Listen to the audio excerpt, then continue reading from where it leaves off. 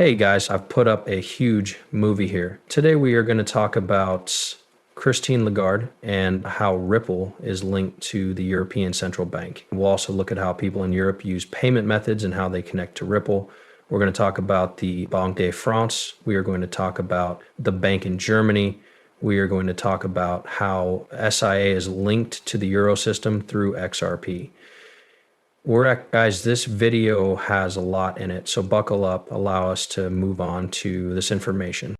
Right now, you're going to look at some hard facts. I hope this helps you see the chances and where Ripple and XRP are going over the next few years. Allow us to move forward and begin right now. So much for the age and fintech that you might think would be the most disruptive. I think we're about to see huge changes, but the way that new technologies are lowering the cost of doing business is actually making it easier for people who don't make a lot of money and don't deposit or borrow a lot of money, and how your technology can really check someone's credit past in very little time and then help your people make good decisions about how to spend their money.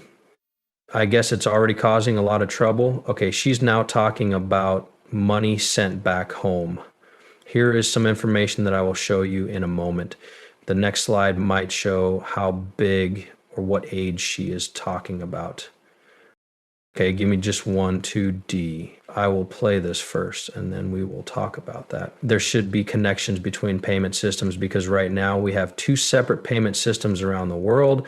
This is because people want to send money back home, which is common for migrants who work away from home and want to send their pay home. The ride takes a long time, costs a lot of money, and goes around the arena in a funny loop. Some countries have linked their payment systems so that people can easily, cheaply, and clearly do business with each other. For example, money can be sent back to the Philippines, Thailand, or Mexico in a clean and simple way. It's important to remember the countries she just named because they will be important in the facts I'll show you next, but just quickly in case you missed it, some of you might be listening in the car or something. I just want you to remember those countries for just a 2D or to Mexico in a clean and cheap way.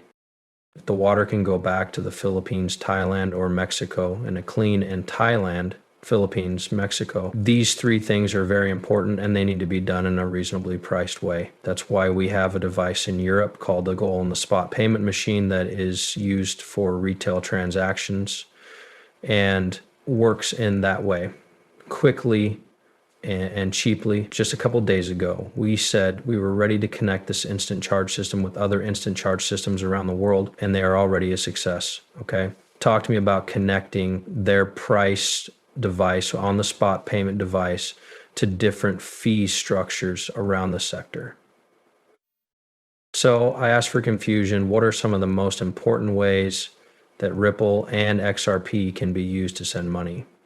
Okay, US.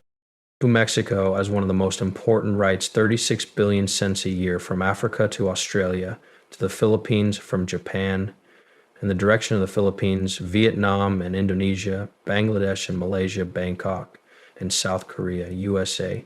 Latin America, was she not 100% clear about what Ripple does? I'm sure there are other blockchain companies with similar passageways. Maybe XLM does.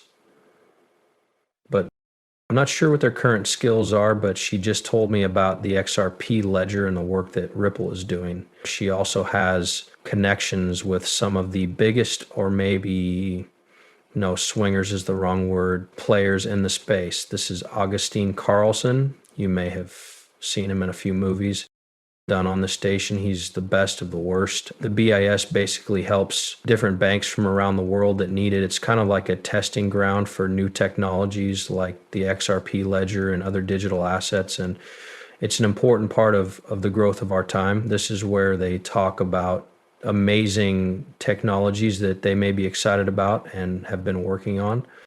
This is Christine Lagarde. This article says that even cryptocurrencies like Bitcoin, Ethereum, and Ripple XRP are competing for a place in the cashless world. Let me play this game. What role will there be for cash in this digital world? There are already signs in some safe home coins that the need for cash is decreasing in other countries, as shown in our IMF research. And in 10, 20, or 30 years, who will still be exchanging those pieces of paper? Called tests. Still, people who take tests today know that tests and cash can be phased out. They're obviously not going to do that right away because of the uproar. I think it'll take 10 or 20 years to really get rid of a lot of this stuff, but I wouldn't be surprised if in my lifetime, in 20 or 30 years, money's in the museum and people joke about using coins and paper to do business. It'll all be done online. So moving trillions of dollars worth of cash onto blockchain is what we're talking about. The bank deposit is taking on the load from new types of cash. For example, think of the new specialized price carriers that offer e-money from to in China to Paytm in India to M-Pesa in Kenya. These types of money are created with the digital economy in mind. They respond to what people want and what the economy needs. This includes cryptocurrencies like Bitcoin and Ethereum, fighting for a place in the cashless world, constantly changing in the hopes of offering more stable prices and faster, cheaper transactions. She should have named any three of them right there, but she chose Bitcoin, Ethereum, and of course, Ripple XRP, right? Do you think Bitcoin's widely used for money transfers or just to send money between banks? Personally, I don't think so.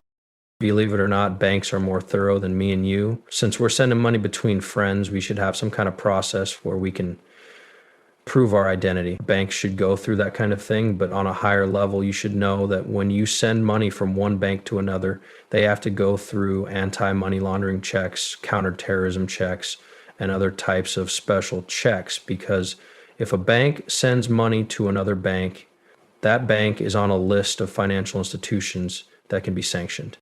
Really, really bad luck to whoever did that deal. Okay, so what I'm saying is that I don't think Bitcoin was able to go from bank to bank. Ethereum, on the other hand, is a different story. Yes, that could be used. Yes, it's a little cheap these days, but it's still not the quality you want, right? Certainly Ethereum will be used in this new economy, but what kind of scale will it be?